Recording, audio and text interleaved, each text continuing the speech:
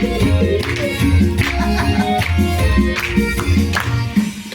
за Доном, за рекой, под зеленым дубом расставалась казачка с вами черночубы. Ой да, ой да, да, ой да, ой да, ой да, да, ой да, расставалась казачка с вами черночубы. Расставались при дороге, в поле у Ростова, обнимала да на ветру конника лихого.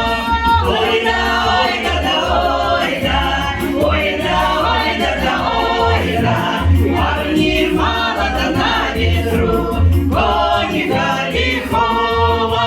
Утешала казак казачку, на коня взлетая: ты не плачь по мне, моя дорогая.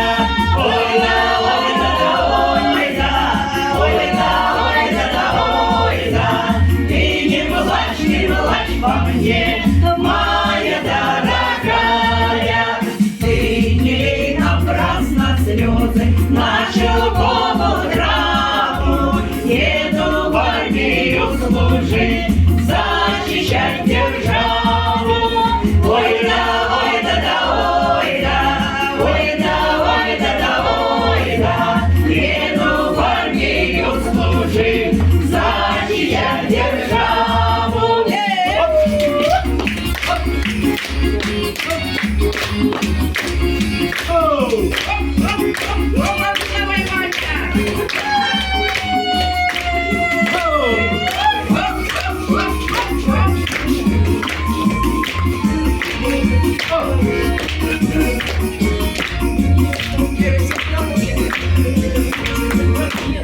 Он сказал и поскакал по степной дорожке, до свидания, тихий дом.